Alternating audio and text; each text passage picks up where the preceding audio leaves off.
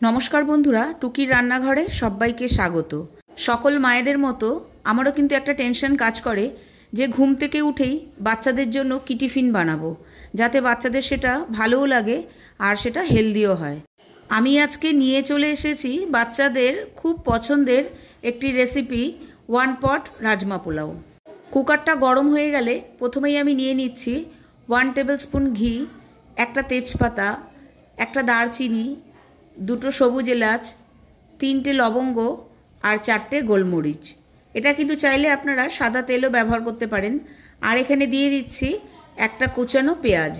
পেঁয়াজটা কিন্তু বেশি ভাজার দরকার নেই, হালকা গোলাপি রং ধরলেই তার মধ্যে আমি দিয়ে দিচ্ছি 1/2 ইঞ্চি একটা আদা কুচনো আর 3টে কাঁচা লঙ্কা। ঝালটার নুনটা কিন্তু আপনারা আপনাদের পছন্দ অনুযায়ী ব্যবহার করবেন। মশলা থেকে সুন্দর একটা গন্ধ বেরোলে এখানে আমি দিয়ে দিচ্ছি 1/2 কাপ গাজর আর 1/2 কাপ ক্যাপসিকাম। আপনারা কিন্তু ইচ্ছা করলে যে কোনো পছন্দের সবজিও এখানে অ্যাড করতে পারেন। আর এখানে দিয়ে দিচ্ছি 2টো ছোট টমেটো পেস্ট। মিডিয়াম সাইজের টমেটো হলে একটাই যথেষ্ট। এবার কিছুক্ষণ নাড়াচাড়া করার পর আমি কিছু গুঁড়ো মশলা অ্যাড করে দেবো।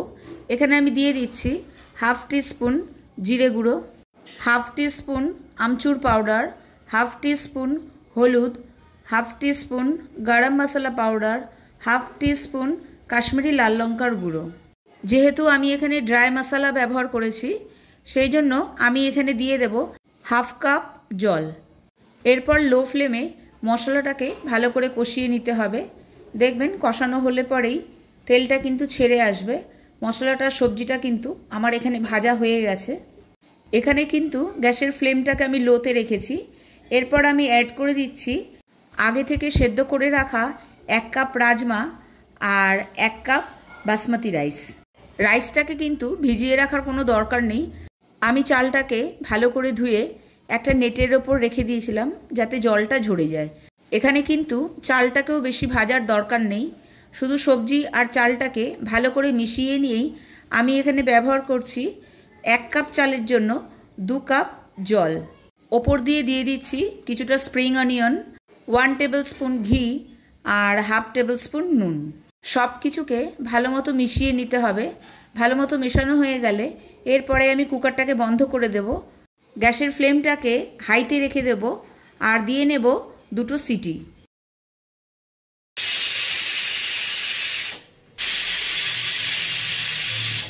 দুটো সিটি দেওয়ার পর কুকার থেকে কিন্তু গ্যাসটাও বেরিয়ে গেছে। আমাদের পোলাও কিন্তু একদম রেডি। পোলাওটা কিন্তু একদম ঝরঝরে হয়েছে। এটা শুধু টিফিনে কেন, কোনো সময় যদি চটজলদি কোথাও বেরোতে হয় তাহলে কিন্তু এটা দুপুরের মেনুতেও রাখা যেতে পারে। এর সাথে নিয়ে নিতে পারেন আপনার পছন্দের কোনো স্যালাড অথবা কোনো রায়তা। চালগুলোকে একটু সামনে থেকে দেখিয়ে দিই। দেখুন, প্রত্যেকটা চাল কিন্তু একে অপরের থেকে আলাদা, একদম ঝরঝরে। আর এটা যখন আরেকটু ঠান্ডা হয়ে যাবে তখন কিন্তু আরও ঝরঝরে হয়ে যাবে। বাচ্চারা যদি পাতিলেবুর রস অথবা ধনেপাতা পছন্দ করে অবশ্যই ওপর থেকে গার্নিশিংয়ের জন্য একটু দিয়ে দিতে পারেন। যেহেতু আমার বাচ্চাকে এটা টিফিনে দেবো, ও পছন্দ করে না, সেটা আমি আর দেখালাম না। চলুন তাহলে টিফিন বক্সটা প্যাক করা যাক।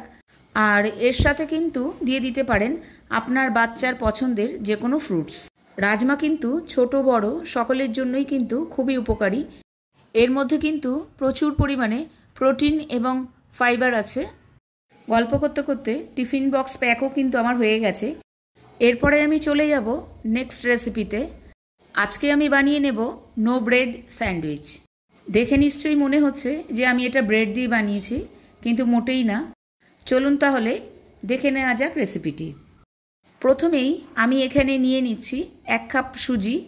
যে সুজি আমরা ঘরে নর্মালি ব্যবহার করি সেই সুজিই আমি নিয়েছি। 1 কাপ সুজির সাথে আমি নিয়ে নেব 1/2 কাপ দই। আমি কিন্তু এখানে টক দই ব্যবহার করেছি। এছাড়াও কোনো জল ঝরানোর কোনো দরকার নেই, নর্মাল আমাদের কাছে যে টক দই থাকে সেটাই আমি ব্যবহার করেছি। আর টক দই একটু কাপে লেগেছিল, সেটাই আমি একটু জল দিয়ে ধুয়ে আমি একটু দিয়ে দিচ্ছি সুজির মধ্যে। খুব ভালো করে আমি টক দই আর সুজিটাকে মিশিয়ে নিচ্ছি। এখানে কিন্তু যখনই ব্যাটারের মধ্যে জল ব্যবহার করব বুঝে বুঝে ব্যবহার করতে হবে।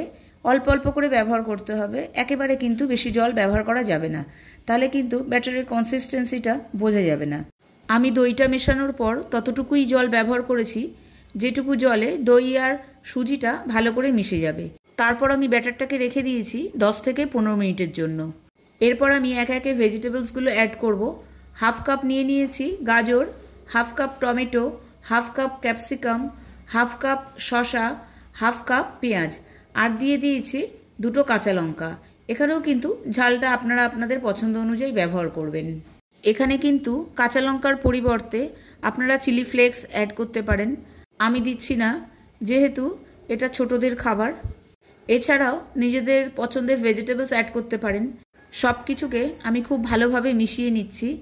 এখানে ব্যাটারটা কিন্তু ভীষণ ড্রাই লাগছে, এখানে আমি অল্প অল্প জল ব্যবহার করব।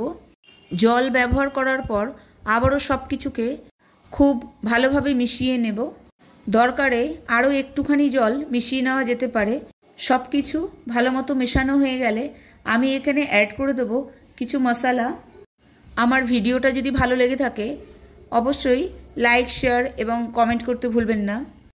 এখানে আমি দিয়ে দিচ্ছি হাফ টিস্পুন নুন, হাফ টিস্পুন চিনি, হাফ টিস্পুন অরিগ্যানো, আর দিয়ে দিচ্ছি ঠিক 1 চুটকি বেকিং সোডা।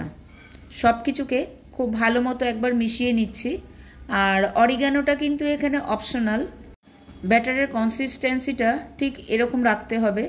সবার শেষে আমি দিয়ে দিচ্ছি আগে থেকে বয়েল করে রাখা কর্ন। সব কিছুকে ভালো মতো মিশিয়ে নিলেই আমাদের নো ব্রেড স্যান্ডউইচের ব্যাটার কিন্তু একদম রেডি। চলুন তাহলে দেখে নেওয়া যাক নো ব্রেড স্যান্ডউইচ। আমি টোস্টারের মধ্যে একটু বাটার ব্রাশ করে নিচ্ছি।